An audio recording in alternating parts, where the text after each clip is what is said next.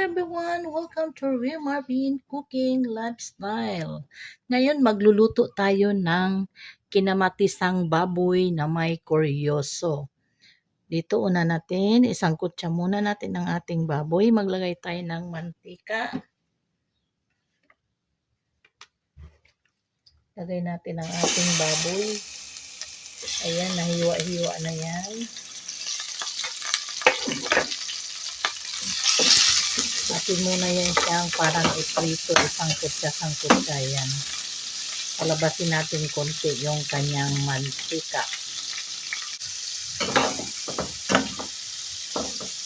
Ayan, palabasin muna natin yung kanyang taba-taba na mantika.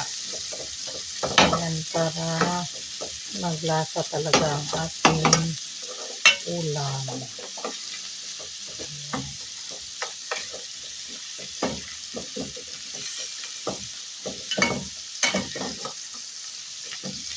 Para malawala din yung kanyang lansa.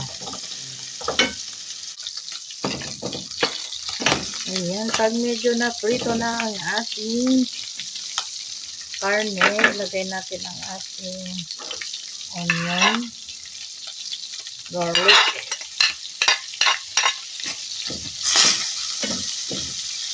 ayan, tapos isutay-sutay lang natin. Tapos lagay natin ang ating kamatis.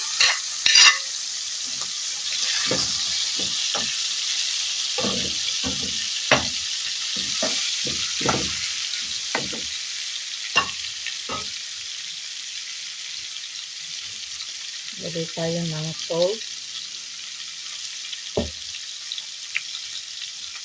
Seasoning granules. Ating magic. Kunting paprika. Yan atin siyang i-mix.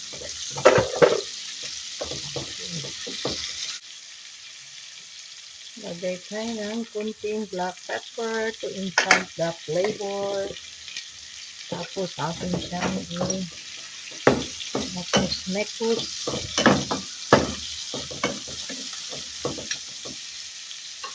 Tapos ilagay na natin ang ating koryoso or bisol. Dito sa Iloilo, tinatawag na koryoso. Sa Tagalog is bisol.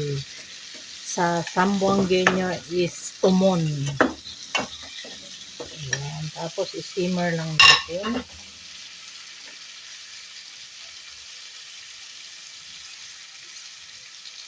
Bigyan natin ng kunting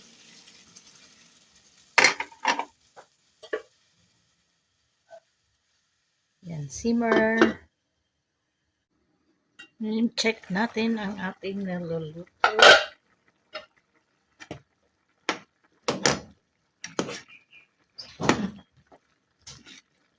Ayan, hintayin lang natin lumambot ang ating bisol at saka ang ating karne.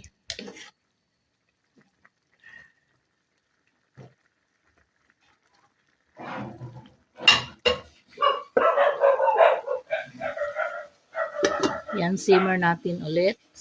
Natin ulit ang ating niluluto kung malambot na siya. Ayan. Sarsa pa lang is ulam na. O, kita nyo. Ang ganda-ganda. Ang sarap-sarap. While pinapalambot natin ang ating meat and ang ating bisol, nagluto, nagsaing na tayo ng white rice. Ang white rice is fresh din yan, bagong ani. Ayan, tignan natin kung luto na ang bisol. Parang hindi pa, i-simmer muna natin ulit.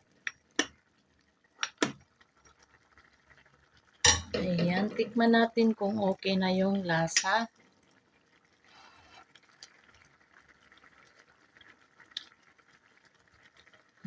Perfect. Ayan, simmer lang muna natin dahil hindi pa luto yung ating bisol.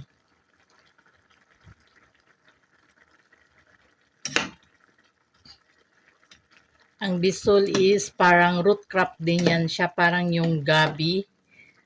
Ayan, pero hindi yan siya gabi. Ayan. Tinatawag nila sa Sambuangueño na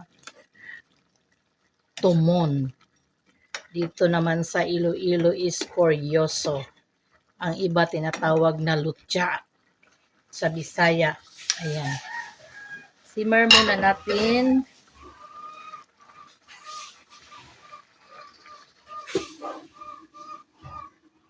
Yan, i-check natin ang ating niluluto. Tapos na, malapit nang maluto.